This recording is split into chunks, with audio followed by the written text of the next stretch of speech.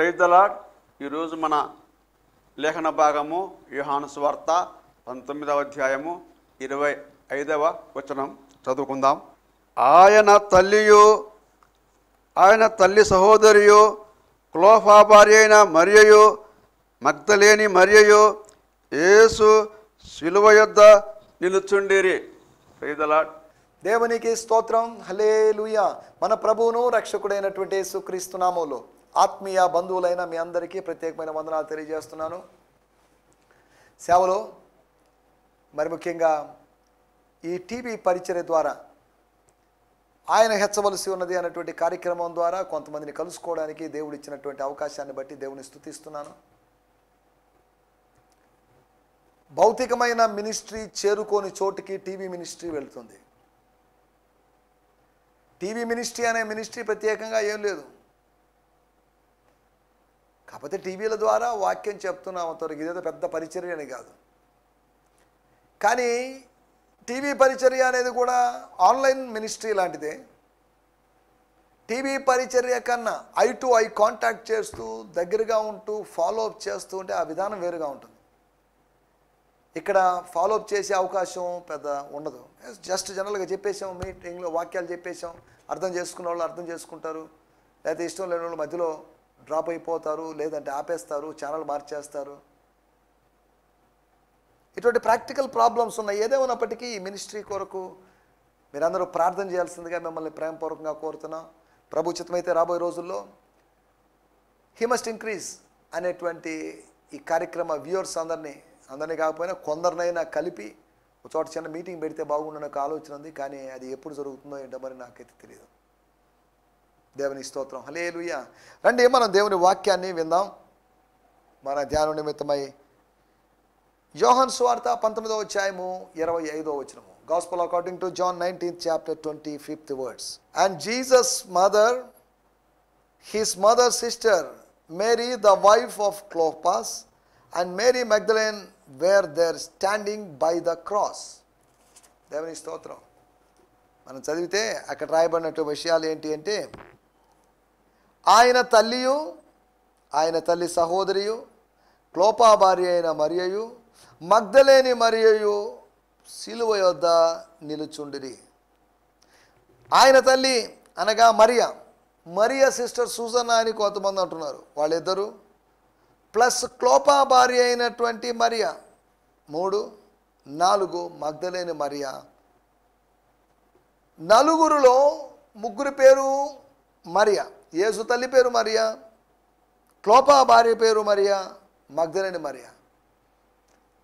కొత్త నిబంధనలో 6 మంది మరియలు ఉన్నారని బైబిల్ పండితులు చెప్తున్నారు. 6 మంది మరియల్లో 3 మరియలు మనకి ఇక్కడ కనిపిస్తున్నారు.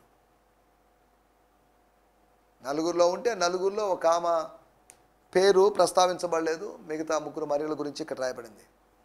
దేవుని స్తోత్రం. హల్లెలూయా. చాలామంది స్త్రీలు ఉన్నారు.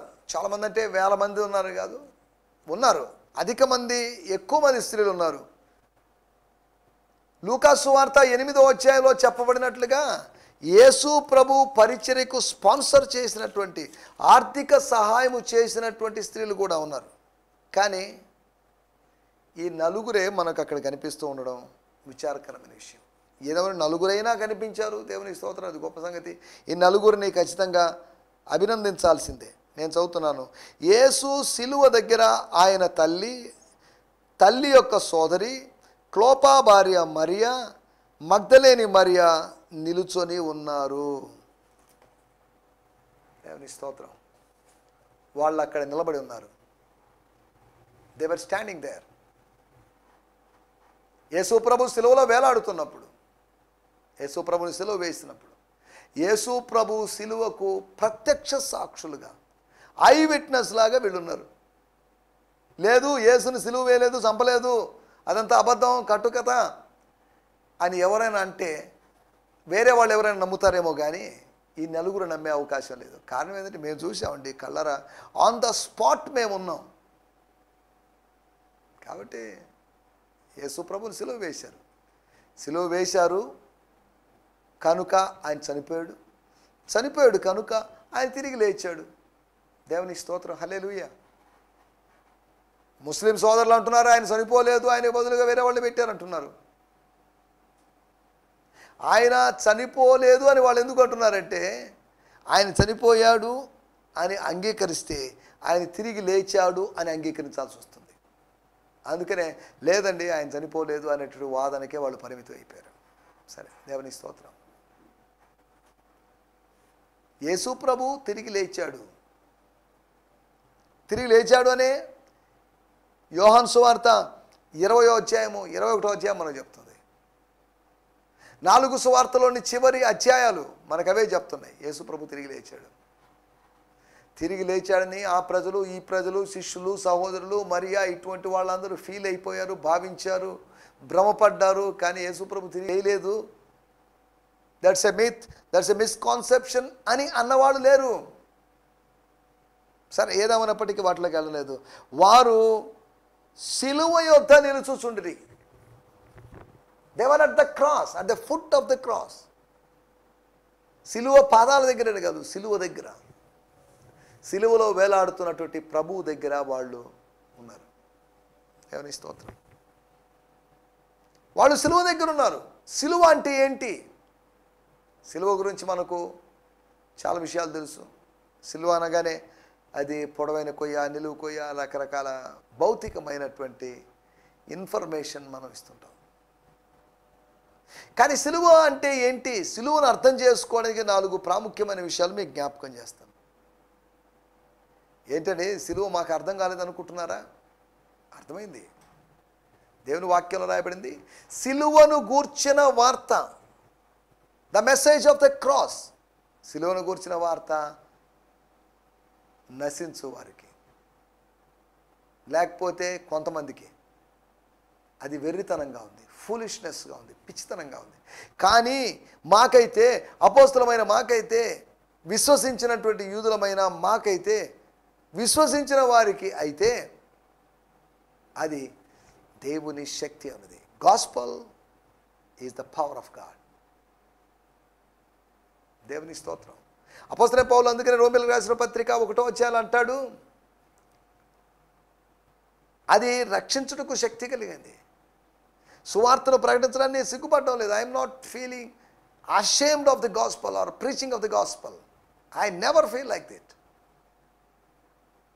దేవుని స్తోత్రం. హల్లెలూయా. మనం ఆలోచిస్తున్న విషయం ఏంటంటే, సిలువను గురించి 4 ప్రాముఖ్యమైన విషయాలు మీకు జ్ఞాపకం చేస్తాను. సిలువను గురించి మాకెందుకండి? సిలువ అనగానే సాధారణంగా ఒక నిలువు కొయ్య, ఒక అడ్డు కొయ్య అనేటువంటి భావన. సిలువను గురించి అనేదానికన్నా సిలువానుభవాన్ని గురించి మనం ఇక్కడ ఆలోచిస్తున్నాం. We're not just meditating on the literal cross, but we are meditating on the spiritual cross or the experience of the cross. అనుభవం వేరు, అక్షరార్థంగా లేదా భౌతికంగా ఉన్న వస్తువు వేరు. సిలువ అనేటువంటి వస్తువు లేకపోతే నిలువు కొయ్య, అడ్డు కొయ్య కలుసుకున్నటువంటి ఆ రూపాన్ని, ఆ ఇమేజ్ని గురించి మనం మాట్లాడుకోవడం లేదు. 4 విషయాలు మీకు త్వరగా జ్ఞాపకం చేస్తాను. మొట్టమొదటిగా 19వ అధ్యాయము 25వ వచనం. ఆయన తల్లి సహోదరియు, కోప్లా భార్య అయిన మరియయు, మగ్దలేనే మరియయు, యేసు సిలువ యొద్ద నిలిచి ఉండిరి. దేవుని స్తోత్రం. హల్లెలూయా. వాళ్ళు ఊట నిల్చున్నారు, కానీ ఏం చేయలేకపోతున్నారు. ఏదైనా చేయాలని ఉన్నా కానీ చేయలేని పరిస్థితి. although they want to do something, they couldn't do anything. వాళ్ళకి పరిమితులు ఉన్నాయి. మనం కూడా చాలా చేద్దాం అనుకుంటాం. ఈ దేశంలో అన్యాయం జరుగుతుంది, రాష్ట్రంలో అన్యాయం జరుగుతుంది, ఎక్కడ చూసినా మోసాలు, దొంగతనాలు, లేకపోతే రేపులు, లేకపోతే మర్డర్లు ఇలా జరుగుతున్నాయండి. నో, ఇది ఏమాత్రం శాంతి లేదు. ఆయన అన్ని తిరుగుబాటు చేస్తూ మన ఆవేశాన్ని వెళ్ళగక్కుతున్నామే కానీ మనం ఏమి చేయలేని నిస్సహాయ పరిస్థితిలో ఉన్నాం. We become helpless. ఎవరి స్తోత్రం. We are helpless. చేతులెత్తేసాం మనం. మన వల్ల కాదండి. కరోనా టైంలో ప్రభుత్వం చేతులెత్తేసినట్లుగా స్థానిక ప్రభుత్వాలు మా వల్ల కాదు, ఇక మీ చావు మీరు చావండి, మీరే శుభ్రత పాటించండి, మీరే శానిటైజర్లు, మీరే మాస్కులు వాడుకోండి, మీరే చూసుకోండి. అని చెప్పినట్లుగా సిలువ అంటే ఏంటి అంటే వాళ్ళు ఎక్కడున్నారంటే సిలువ యొద్ద ఉన్నారు. దాని నుంచి మనం అర్థం చేసుకుంటున్నమాట. సిలువ అంటే నిస్సహాయతను తెలిపే నివేదిక. అది it expresses their our depravity or inability. దేవుని స్తోత్రం, హల్లెలూయా. సిలువ దేని గురించి తెలియజేస్తుందంటే మన యొక్క ఆ స్త్రీల యొక్క ఆ నలుగురు స్త్రీల యొక్క వాళ్ళు ఒకవేళ ఇలాగ అనుకుంటారేమో, మేము స్త్రీలు కాబట్టి సరిపోయింది. ఒకవేళ పురుషులమై ఉంటే ఆ పురుషులతో మాట్లాడి కన్విన్స్ చేసో లేకపోతే పురుషుల్ని ఎదిరించో మా ప్రభువుని ఈ ప్రభువుని సిలువ మీదకి ఎక్కించేవాళ్ళు కాదు అని. ఒకవేళ అంతెందుకంటే మనమే అనుకుంటున్నాం లేదా ఆ రోజుల్లో మేము కానీ ఉంటేనే ఇంత దాకా రానివ్వమండి అని. బయట నుంచి 100 చెప్తాం మనం. దేవుని స్తోత్రం. సేవ విషయం అయితే బయట నుంచి చెప్పడానికి, సలహాలు ఇవ్వడానికి, సూచనలు ఇవ్వడానికి బాగానే ఉంటుంది. కానీ వచ్చి ఫీల్డ్లోకి వచ్చి క్షేత్రంలోకి వచ్చి పని చేస్తున్నప్పుడే కష్టంగా ఉంటుంది. దేవుని స్తోత్రం, హల్లెలూయా. ఒకటి సిలువను గురించి మనం ఆలోచిస్తున్నాం. సిలువ అంటే నిస్సహాయతను తెలిపే నివేదిక. It's a report. It's a report of our depravity. రోమా ప్రభుత్వం ఏదైనా చేయగలదు, మనం ఏం చేయలేము. యూదా మత నాయకులు ఏదైనా చేయగలరు, సామాన్యమైనటువంటి యూదా ప్రజలు ఏం చేయలేరు. సామాన్యమైనటువంటి యూదా ప్రజల గుంపుకు చెందినట్టు వాళ్ళు, ఈ చిన్న గుంపు ఏం చేయగలదు? ఈ చిన్న గుంపు సైనికుల గుంపు మీద, ఈ చిన్న గుంపు రోమా గుంపు మీద, ఈ చిన్న గుంపు రాక్షస గుంపు మీద ఏం చేయగలదు? తిరగబడగలదా? తిరగబడితే వాళ్ళు ప్రాణాలు తోడేస్తారు, తిరగబడితే వాళ్ళు చంపేస్తారు, నరికేస్తారు. దేవుని స్తోత్రం. మనం ఆలోచిస్తున్న విషయం ఒకటి నిస్సహాయతను తెలిపే నివేదిక. రెండో విషయం నేను మీకు జ్ఞాపకం చేస్తాను. 19వ అధ్యాయము 18వ వచనం, అనగా యోహాను సువార్త 19వ అధ్యాయం 18వ వచనం. అక్కడ ఈ వైపున ఒకనిని ఆ వైపున ఒకనిని మధ్యన యేసును ఉంచి ఆయనతో కూడా ఇద్దరిని సిలువ వేసిరి. దేవుని స్తోత్రం, హల్లెలూయా. ఇద్దరు దొంగల మధ్యలో వేలాడుతున్న యేసు ప్రభు ఇద్దరు దొంగల మధ్యలో వేలాడుతుంటే అపోస్తల కార్యములు 12వ అధ్యాయంలో గమనిస్తే అపోస్తలుడైన పేతురు గారు ఇద్దరు సైనికుల మధ్యలో నిద్రించుచుండెను అని రాయబడింది. దేవుని స్తోత్రం. రెండో విషయం మనం ఆలోచిస్తున్న విషయం, ఇది ఎందుకు జరిగింది? యెషయా గ్రంథము 53వ అధ్యాయము 12వ వచనంలో చెప్పబడిన ప్రవచనం యొక్క నెరవేర్పు. సుమారు 700-800 సంవత్సరాల తర్వాత, 700 సంవత్సరాల తర్వాత జరుగుతున్నటువంటి ఆ నెరవేర్పు. కావున గొప్పవారితో నేను అతనికి పాలు పంచిపెట్టేతాను. గొప్పవారితో, గనులతో నేను పాలు పంచిపెడతాను. గనులతో కలిసి అతడు కొల సొమ్ము విభాగించుకొనును. ఏలైనగా మరణము నొందునట్లు అతడు తన ప్రాణమును దారపోసెను. అతిక్రమము చేయి వారిలో ఎంచబడిన వాడాయేను. చూడండి, ప్రవచనం యొక్క ప్రస్తావన తీసుకొస్తున్నాడు భక్తుడు. ఒకటి మన నిస్సహాయతను తెలిపే నివేదిక, రెండోది నెరవేర్పుల యొక్క వేదిక. It's a platform for the fulfilments. కొన్ని ఫుల్ఫిల్ అవడానికి. ఏదో పుస్తకంలో నాకు కరెక్ట్గా గుర్తులేదు కానీ కొన్ని సంవత్సరాల క్రితం చదివిన పుస్తకంలో యేసు ప్రభు శిలువలో ఉండడం వల్ల సుమారు 30కి పైగా ప్రవచనాలు నెరవేరినాయి. More than 30 prophecies were fulfilled on the same day, on the day of crucifixion. దేవుని స్తోత్రం, హల్లెలూయా. అనగా ఈ సిలువ అనేది ఇంత కట్టుకథ కాదు. It's not a fabricated story.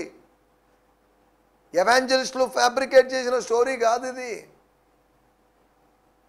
దేవుని స్తోత్రం. నెరవేర్పుల వేదిక. దేవుని స్తోత్రం. ఏం నెరవేరింది? యేసు ప్రభు నెరవేర్చిన వాటి గురించి కాదు, యేసు ప్రభు చేసిన వాటి గురించి కాదు, కానీ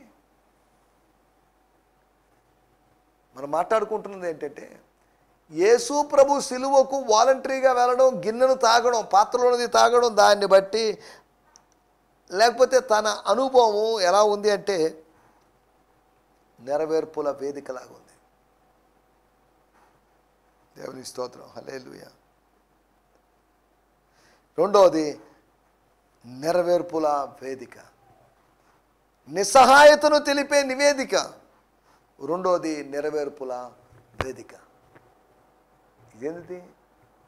సిలువ అనేది వేదిక కాదే, కాదు, కానీ అది వేదికలాగా అది వ్యవహరించిన సందర్భం మనకు తెలుసు.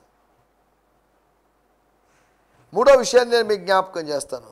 మూడో విషయంలోనే అదే పక్కన చూడండి, 19వ అధ్యాయము. యేసు తన తల్లియు తాను ప్రేమించిన శిష్యుడును దగ్గరగా నిల్చుండుట చూచి, ఎస్ అమ్మా, ఇదిగో నీ కుమారుడు అని తన తల్లితో చెప్పాను. రెండవది, ఇంతకుముందు మనం పైన వచ్చిన చదువుకున్నాం.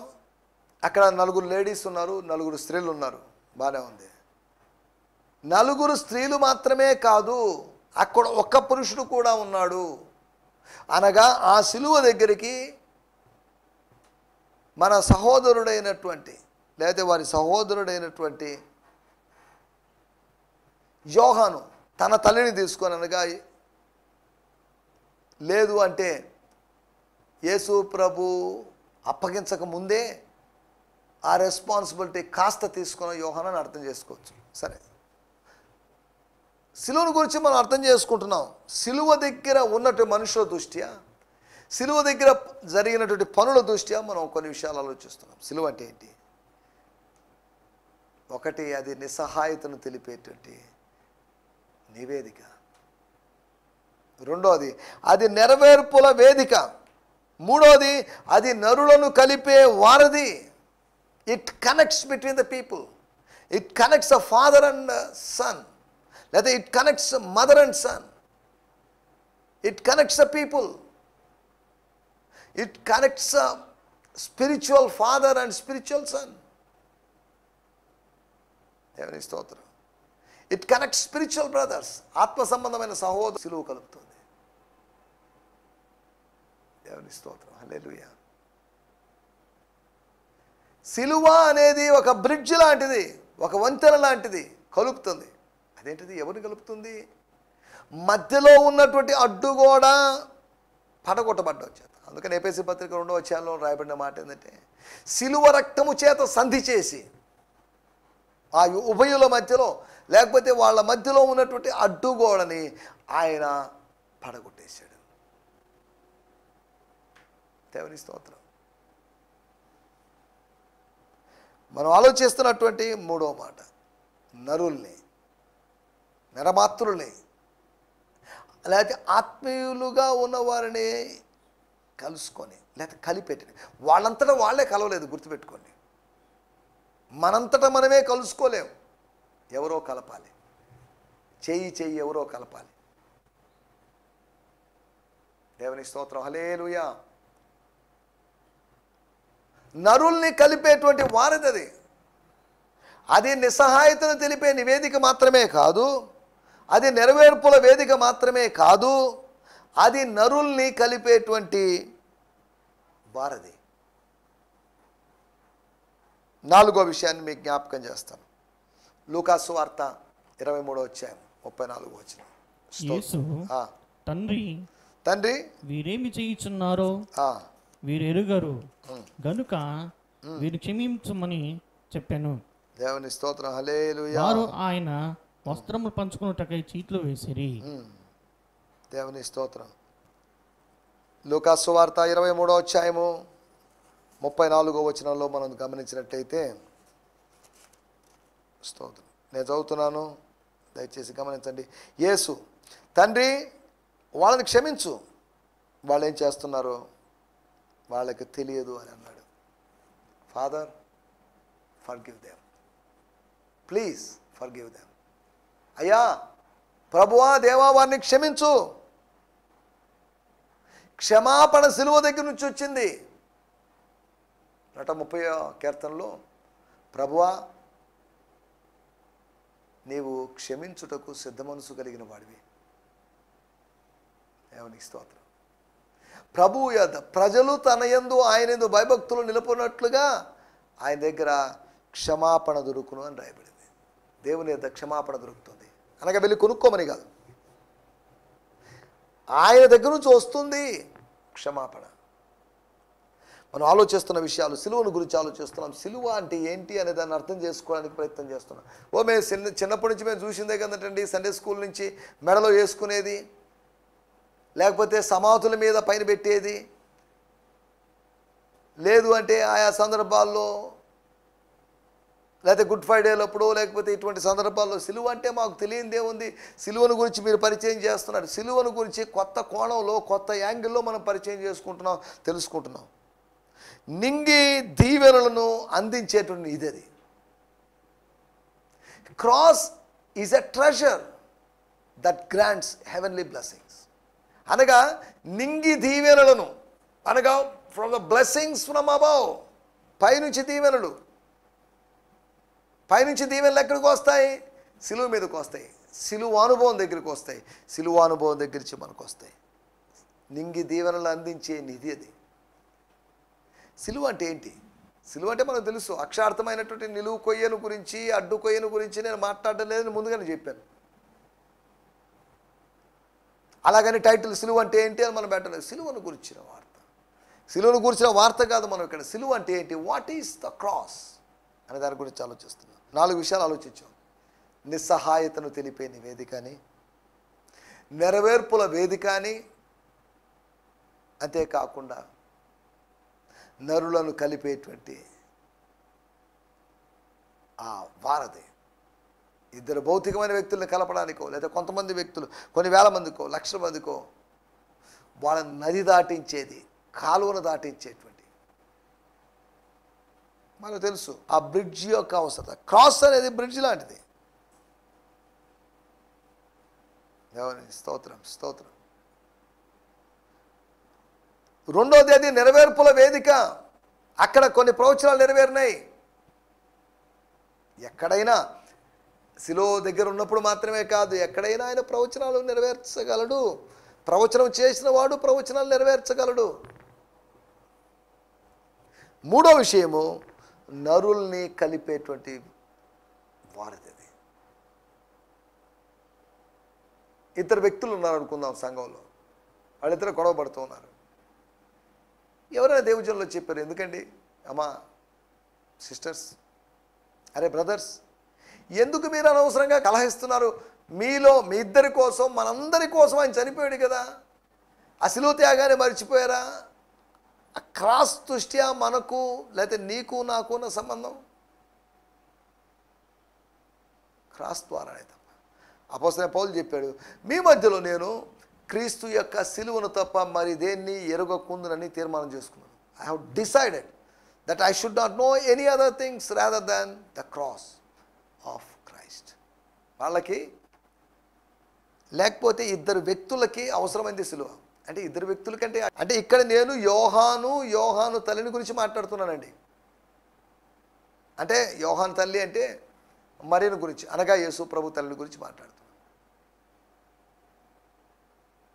దేవుని స్తోత్రం, హల్లెలూయా. నరులను కలిపే వారధి. తర్వాత నింగి దీవెనలు అందించేటువంటి నిధి ఇది. నింగి అంటే ఆకాశం, పరలోకం. పరలోకపు దీవెనలు అందించేటువంటి నిధి. అక్కడున్నాయి సోర్సెస్, అక్కడున్నాయి వనరులు, అక్కడి నుంచి వస్తాయి, పైనుంచి కిందకు వస్తాయి, కింద నుంచి అక్కడికి పోదు. పరలోకం మనల్ని స్పాన్సర్ చేస్తుంది కానీ మనం పరలోకం స్పాన్సర్ చేయలేదు. పరలోకం భూమిని స్పాన్సర్ చేస్తాం కానీ భూమి పరలోకాన్ని స్పాన్సర్ చేయలేదు. దేవుని స్తోత్రం, హల్లెలూయా, హల్లెలూయా. నా మాటలు నేను ఇక్కడ ముగించేస్తున్నాను. సిలువ ఎలాంటిది? సిలువ నీకు ఎలా అనిపిస్తుంది? అది నిస్సహాయతలను తెలిపే నివేదిక అని, అది నెరవేర్పుల వేదిక అని, అంతేకాకుండా నరులను కలిపే వారిదని, అంతేకాకుండా దైవ నింగి దీవెనలను అనుగ్రహించేటువంటి, ఇచ్చేటువంటి నిధి అని మనం తెలుసుకున్నాం. దేవుని స్తోత్రం. దయచేసి తలలోంచండి, కళ్ళు మూసుకోండి, చిన్న ప్రార్థన చేసుకుందాం. స్తోత్రం, స్తోత్రం. పరిశుద్ధుడైన మా దేవా, మీకు వందనాలు. ఈ సమయంలో మీరు మాకు తెలియజేసిన మాటల కొరకే మీకు వందనం చేస్తున్నాం. ఈ సమయంలో ఈ వాక్యం విన్నట్టు ప్రతి వ్యక్తిని మీ చేతిలో సమర్పిస్తున్నాం. ప్రభువా, మీకు వందనాలు. ఎవరు ఒక చెవితో విని మరొక చెవితో విడిచిపెట్టకుండా తమ హృదయంలో ఈ వాక్యాన్ని పదిలపరుచుకొని సిలువ అంటే ఏంటి అని అర్థం చేసుకొని వారు ముందుకు సాగు సాయం చేయండి. ప్రభువా, మీకు వందనాలు, మీకు వందనాలు చెల్లిస్తున్నాం. సిలువ అనుభవం అంటే ఏదో ఆషామాషిగా తీసుకోకుండా అది నిస్సహాయతను తెలిపే నివేదిక అని, నెరవేర్పులు జరిగించేటువంటి వేదిక అని, అంతేకాకుండా నరులను కలిపేటువంటి వారధి అని, వంతెనాన్ని, అంతేకాకుండా ప్రభువా, ఈ సిలువను గురించి మేము అర్థం చేసుకున్నటువంటి విషయం నింగి దీవెనలు అందించేటువంటి నిధి అని మేము అర్థం చేసుకున్నాం. ప్రభువా, మీకు వందనం చేస్తూ అందుకొరకే ఈ సిలువ యందు తప్ప, ప్రభు సిలువ యందు తప్ప నేను మరి దేని యందు అతిశయింపబడను, అతిశయించను అని చెప్పినటువంటి భక్తుని మేము జ్ఞాపకం చేసుకుంటాం. యేసు నామములోనే ప్రార్థించగలుగుతున్నాం తండ్రి, ఆమేన్. దేవుని స్తోత్రం. మీ అందరికీ వందనాలు. ప్రభు చిత్తమైతే నెక్స్ట్ ఎపిసోడ్లో అనగా రేపు ఉదయకాలము ఇదే సమయానికి అనగా 8 నుంచి 8:30 గంటల వరకు కలుసుకుందాం. ఒకవేళ మిస్ అయితే సాయంత్రం 4 గంటల నుంచి 4:30 వరకు జరిగేటువంటి రిపీటేషన్ కార్యక్రమంలో ఉదయకాలపు సందేశం రిపీట్ అవుతుంది కనుక ఆ సందేశాన్ని మీరు వినడానికి మిమ్మల్ని ప్రేమపూర్వకంగా ఆహ్వానిస్తున్నాం. దేవుని స్తోత్రం. హల్లెలూయా. ఈ సందేశము మీకు ఆశీర్వాదకరంగా ఉందని నమ్ముచున్నాము. ప్రార్థన అవసరతల కొరకు మమ్మల్ని సంప్రదించవలసిన మా చిరునామా గిద్యోన్ మిషన్ చర్చ్, 6వ వీధి, శాంతినగర్, నెల్లూరు 4, ఆంధ్రప్రదేశ్. పిన్ 524004. మా ఫోన్ నంబర్లు 7036443613 మరి ఒక నంబర్ 9392293010. మా ఈమెయిల్ ఐడి gfihmi2015@gmail.com. దేవుడు మిమ్మును ఆశీర్వదించునుగాక. ఆమేన్.